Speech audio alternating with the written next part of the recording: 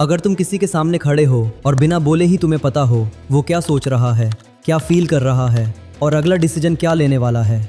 सोचो, अगर बॉस के सामने तुम वीक नहीं लगते, दोस्त तुम्हारी बात मान लेते हैं और स्ट्रेंजर्स भी तुम्हारी प्रेजेंस से अनईजी फील करते हैं विदाउट नोइंग कि ऐसा क्यों है।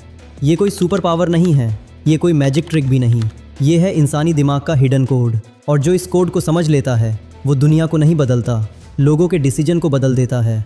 लीडर्स, मैनिपुलेटर्स, इन्फ्लुएंसर्स सब इसी साइकोलॉजी का यूज़ करते हैं।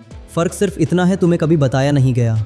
आज मैं तुम्हें वो बताने वाला हूँ जो नॉर्मली छुपाया जाता है, पर एक वार्निंग है, ये सिर्फ नॉलेज के लिए है, क्योंकि इसे देखने के बाद तुम लोगों को वैसे नहीं देख पाओगे जैसे आज तक देखते आए हो।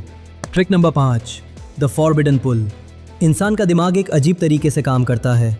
जिस चीज़ के लिए उसे मना किया जाता है उसी चीज़ की तरफ उसका मन सबसे पहले भागता है। ये कोई कहानी नहीं, ये एक सच है। और अगर तुम इस सच को समझ गए तो बिना ज़बरदस्ती किए और बिना जोर लगाए तुम लोगों को अपनी मर्जी के रास्ते पर ला सकते हो। सोचो, अगर किसी से कहा जाए पीछे मुड़कर मत देखना, तो उस पल उसके दिमाग में सिर्फ एक ही ख्याल आता है, पीछे देखने का। जब किसी चीज़ को देखने से रोका जाता है तो दिमाग खुद ही उसे देखना चाहता है। इसी तरीके को उल्टा जाल कहा जाता है। इसमें तुम सीधा कुछ नहीं कहते, फिर भी सामने वाला वही करता है जो तुम चाहते हो। मान लो तुम चाहते हो कि कोई दोस्त तुम्हारा काम कर दे। अगर तुम सीधा बोलो तो वो मना भी कर सकता है, पर अगर तुम शांत तरीके से कहो छोड़ यार, ये काम मुश्किल है, शायद तू ना कर पाए, तो उसका घमंड खुद ही जाग जाता है और वो बोल उठता है मैं कर सकता हूँ। तुमने कहा मत कर और उसने कर दिया। यही इस तरीके की असली ताकत है। अक्सर सामने वाले को ये भी एहसास नहीं होता कि जो फैसला उसने लिया वो उसका अपना था ही नहीं। जिस दिन तुम इंसान के इस जज्बे को समझ गए उसी दिन तुम इस खेल के असली खिलाड़ी बन जाओगे। Trick number 4, illusion of choice. तुम्हें लगता है लोग अपनी मर्जी से फैसले लेते हैं, लेकिन सच ये है कि लोग वही चुनते हैं जो उनके सामने रखा जाता है। असल ताकत ज़बरदस्ती में नहीं होती, बल्कि चुनाव का तरीका तय करने में होती है। तुमने दुकान पर अक्सर देखा होगा, लिखा होता है बाय 1 गेट 1 फ्री। अब सोचो, तुम लेने तो आए ही नहीं थे, लेकिन तुम्हारे सामने ऑप्शन ऐसा रखा गया कि खरीदना समझदारी लगने लगा। अब एक और बात सुनो, मान लो तुम चाहते हो कि तुम्हारा दोस्त तुम्हारे साथ चले।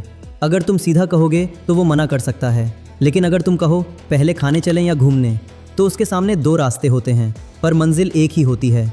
उसे लगता है फैसला उसने खुद लिया, जबकि असल में रास्ता तुम पहले ही तय कर चुके होते हो। याद रखो, लोग पूरी आज़ादी नहीं चाहते, उन्हें चाहिए ऐसी आज़ादी जिसमें उनका ईगो सेफ रहे। तुम बस रास्ते तय करो और धीरे धीरे लोगों के फैसले तुम्हारी सोच के हिसाब से मुड़ने लगेंगे। Trick number 3, silent guilt. Guilt relationship में एक साइलेंट फोर्स की तरह काम करता है। जब तुम अपने पार्टनर पर सीधा इल्ज़ाम लगाते हो तो वो डिफेंसिव हो जाता है, लेकिन जब उसे अपनी गलती का एहसास होता है तो वो खुद ही चेंज होने लगता है। चलो मान लो तुम्हारा पार्टनर बार बार टाइम देने का प्रॉमिस करता है, लेकिन हर बार किसी न किसी रीज़न से अवॉइड कर देता है। अगर तुम डायरेक्ट कह दो तुम मुझे कभी टाइम ही नहीं देते, तो बात बिगड़ सकती है। लेकिन अगर तुम शांत तरीके से कह दो मैं समझ सकता हूँ तुम बिजी हो, बस कभी कभी लगता है शायद मैं तुम्हारी प्रायोरिटी नहीं हूँ, तो उसके अंदर गिल्ट एक्टिवेट हो जाता है। उसे रियलाइज़ होता है कि उसके एक्शंस ने तुम्हें हर्ट किया है। अब बिना किसी प्रेशर के वो खुद बात करेगा, खुद एक्सप्लेन करेगा और नेचुरली एफर्ट दिखाने लगेगा। यहीं इस अप्रोच की असली पावर छुपी होती है। तुमने डिमांड नहीं की, तुमने फाइट नहीं की, तुमने सिर्फ एक इमोशनल मिरर सामने रखा। और जब कोई अपनी गलती खुद देख लेता है तो रिलेशनशिप में चेंज ऑटोमेटिकली आने लगता है। Trick number 2, emotional hijack.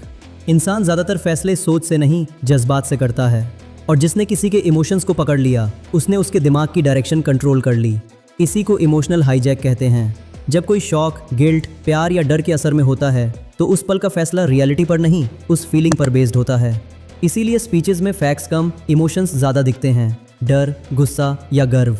जैसे ही तुम इमोशन से कनेक्ट होते हो डिसीज़न अपने आप झुक जाता है। बाद में रिग्रेट हो सकता है, पर तब तक मौका निकल चुका होता है। याद रखो, लोग लॉजिक भूल जाते हैं, पर ये हमेशा याद रखते हैं कि उन्हें कैसा फील करवाया गया। Trick number 1, power of silence. Psychology का एक सीधा रूल है, खामोशी बोलने से ज़्यादा ताकतवर होती है। जब तुम चुप रहते हो सामने वाला खुद ही प्रेशर में आ जाता है। उसका दिमाग खाली जगह भरने लगता है और वही सोच उसे बेचैन कर देती है। लोग समझते हैं जो ज़्यादा बोलता है वही स्ट्रांग होता है, पर असली ताकत उसके पास होती है जो शांत रहकर सिर्फ ऑब्जर्व करता है।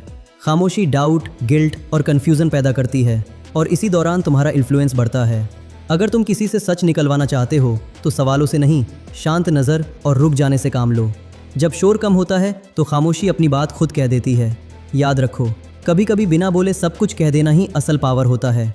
ये ट्रिक्स तुम्हें पावरफुल बना सकती हैं, पर असली पावर तब आती है जब तुम खुद पर कंट्रोल पा लेते हो। अगर तुम यहाँ तक देख पाए हो तो समझ लो, तुम सिर्फ क्यूरियस नहीं हो, तुम रेडी हो। अब सवाल ये नहीं है कि तुम क्या कर सकते हो, सवाल ये है तुम ये ट्रिक्स कहाँ और कैसे यूज़ करोगे। अगर तुम्हें ये ट्रिक्स खतरनाक लगीं तो सच सुन लो, ये तो सिर्फ शुरुआत है। असली माइंड गेम्स अब भी छुपे हुए हैं।